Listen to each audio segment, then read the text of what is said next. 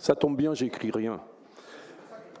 Ce que je voulais par contre vous dire, c'est que reprendre les propos qui ont été énoncés au début de cet exposé du budget, on nous rabâche l'immoralité des 4500 camions. Je rappelle que c'est seulement 10% du coût des déchets.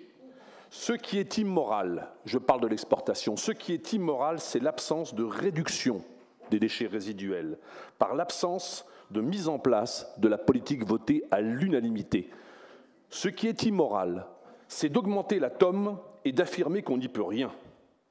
Ça, c'est immoral. Ce qui est immoral aussi, c'est ne pas respecter le vote et les engagements de mandat sur les déchets quand on se fait élire sur une stratégie zéro déchet et qu'on impose un incinérateur aux 2/3 de ce mandat, c'est immoral. On parle de recrutement et vous avez dit 47 postes, 42 postes pourvus. À mon arrivée, j'ai demandé 30 postes sur la politique de prévention et de réduction. Vous savez ce qui s'est passé ? Je suis resté sans directeur de service pendant 1 an, une année entière, pour une politique en état d'urgence. Pas un seul poste créé pendant 1 an et demi. Et au moment où je vous parle, seuls 15 postes ont été créés sur ces 30, qui sont des postes de prévention et de réduction. Donc les chiffres que vous avancez sont sans doute des postes administratifs, en tous les cas, pas les postes demandés pour mettre en place les moyens humains sur notre stratégie. Vous parlez aussi de 170 PAV mis en place, mais c'est ridicule. 2000 sont prévus et auraient dû déjà être mis en place avant d'arriver à l'obligation nationale de tri sur les biodéchets. 2000. On en a mis 170 et on dirait peut-être sans vanter. Je précise aussi au niveau des directeurs que nous sommes toujours sans directeur au moment où je vous parle, au niveau du pôle déchets, depuis le départ de Vincent Bimbard à la fin de l'année dernière. Donc, quand on prend, j'entends aussi, et je réponds donc à René Revol qui parle des vertus de la régie publique, alors qu'il prône une DSP qui donne, comme on dit vulgairement, les clés du camion au privé et aux multinationales pour 600 millions d'euros annoncés sur la durée de la DSP. Et ça, ce sont les chiffres annoncés, parce qu'il faudra réévaluer très fortement à la hausse ce qui a été annoncé sur ce point. Donc, qu'est-ce qu'on note? 2 millions sur le compostage, 2 millions sur l'économie circulaire dans ce budget? Mais ce n'est pas à la hauteur des enjeux. Depuis le début du mandat, rien sur les plateformes de compostage.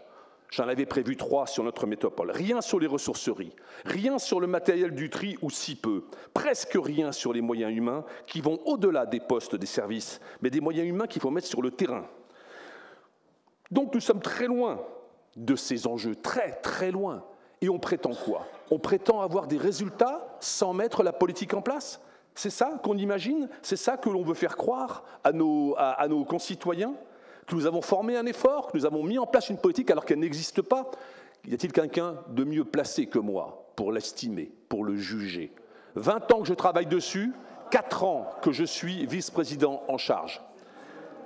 S'il vous plaît, Monsieur Vasquez a la parole. La crise des déchets que nous vivons et que vous voyez actuellement sur les chiffres du budget, je l'avais prévu, je l'avais annoncé. Quiconque veut bien regarder les conseils de métropole qui sont enregistrés, verront que j'annonçais tout ce qui arrive actuellement, que j'annonçais qu'elle serait bien supérieure à la crise énergétique qui affolait apparemment tout le monde à l'époque et qui semblait un épouvantail sur la vision politique que nous devions avoir.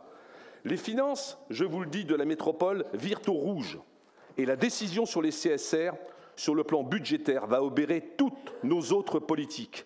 Comment peut-on être aveugle et sourd face à cela? Le fiasco du choix industriel précédent d'Améthyste nous plonge dans les difficultés économiques actuelles. Qui a compris le fiasco d'Améthyste? Il manque 18 millions d'euros, mais il en manquera encore autant demain, avec le décret du socle commun, qui sera l'addition finale, le solde de l'échec du choix industriel d'Améthyste et qui enverra 35 000 tonnes de pseudo-compost à la décharge dès que ce décret va passer, c'est-à-dire demain. Et ça nous coûtera à peu près ces 15 à 18 millions d'euros. Nous n'allons pas rester longtemps la métropole de l'investissement ou la métropole de la gratuité. Je pense qu'il est temps de se réveiller, il est temps de voir les enjeux en face, tels qu'ils sont, et arrêter de se mentir, et surtout, arrêter de laisser des choix aussi importants et aussi structurants du public à la volonté ou aux sollicitations du privé et des industriels. Je vous remercie d'avoir tenu vos 5 minutes, Monsieur Vasquez. La parole est à Monsieur Reynaud.